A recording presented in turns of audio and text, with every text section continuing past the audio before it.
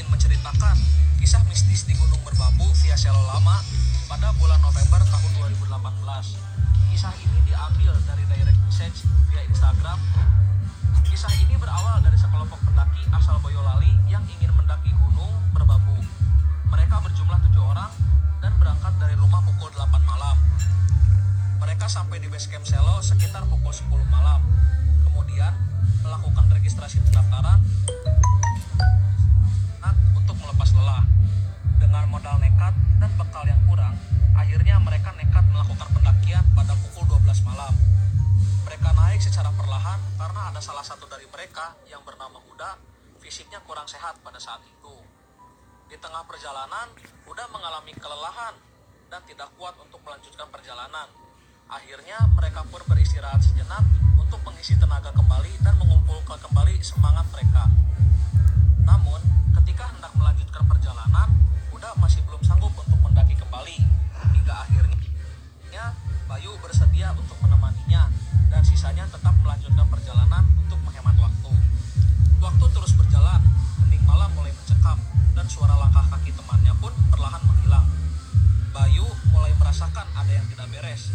Pundaknya terasa berat seperti ada yang menahannya dari belakang dan suara auman macan sayup-sayup terdengar di telinganya. Mungkin itu bisa disebut halusinasi, tetapi itulah yang didengar oleh Bayu. Sadar akan hal itu, Bayu mengajak Huda untuk segera melanjutkan perjalanan. Singkat cerita, akhirnya mereka kembali berkumpul dengan rombongannya di pos 1. Di sini mereka kembali beristirahat sejenak sembari bercengkrama untuk menghilangkan rasa lelah. Namun, di pos 1 ini giliran Adam yang merasakan keanehan. Pundaknya juga terasa berat seperti yang dialami Bayu. Namun, Adam enggan menceritakan pada teman-temannya dan memilih untuk melanjutkan perjalanan menuju pos 2. Akhirnya, mereka pun sampai di pos 2 sekitar pukul 3 pagi. Mereka memutuskan mendirikan tenda di pos 2 karena kondisi fisik mereka sudah sangat lelah dan letih.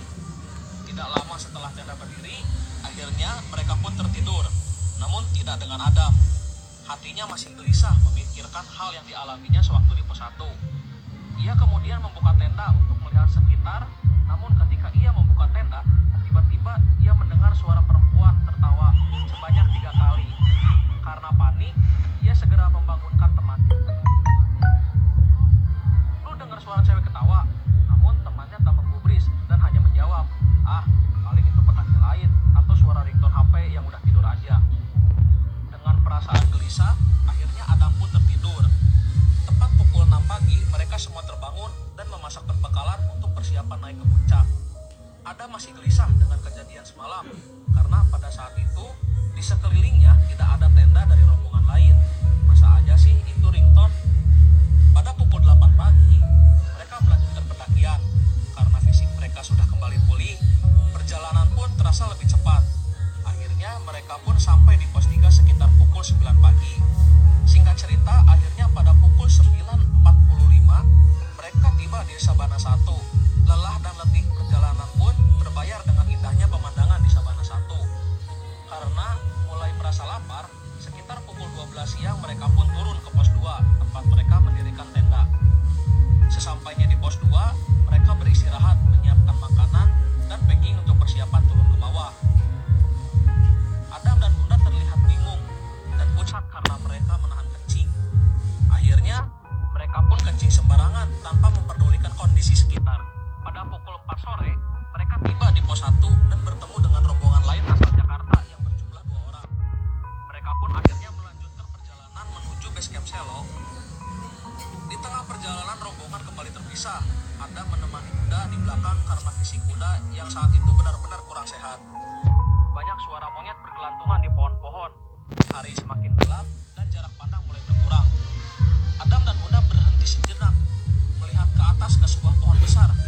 Tiba-tiba Adam mendengar suara nenek-nenek yang sedang tertawa. Adam sangat terkejut seketika ia mengucapkan Allahu Akbar. Jantungnya berdetak semakin kencang. Dan tak disangka, Bunda juga ternyata mendengarnya. Sekelebat bayangan hitam kemudian muncul di depan mereka. Mereka pun seketika terdiam dan segera melanjutkan perjalanan karena hari sudah mulai petang. Panjang perjalanan, Adam terus berzikir sembari berharap segera dipertemukan ditemukan dengan rombongannya. Hingga akhirnya mereka pun bertemu kembali dengan rombongannya. Namun keduanya masih terdiam dan enggan menceritakan apa yang dialaminya pada teman-temannya. Singkat cerita, akhirnya mereka pun sampai di base camp. Dan barulah di sini Adam dan Huda menceritakan apa yang dialaminya selama pendakian. Tak disangka, ternyata Bayu, Ihsan, Lutfi, dan lainnya juga merasakan hal yang sama. Mereka juga merasa banyak gangguan selama pendakian. Namun, mereka tetap bersyukur karena bisa pulang dengan selamat. Karena pendakian ke gunung itu adalah bukan hanyalah soal keindahan dan foto-foto sekadar di puncak gunung.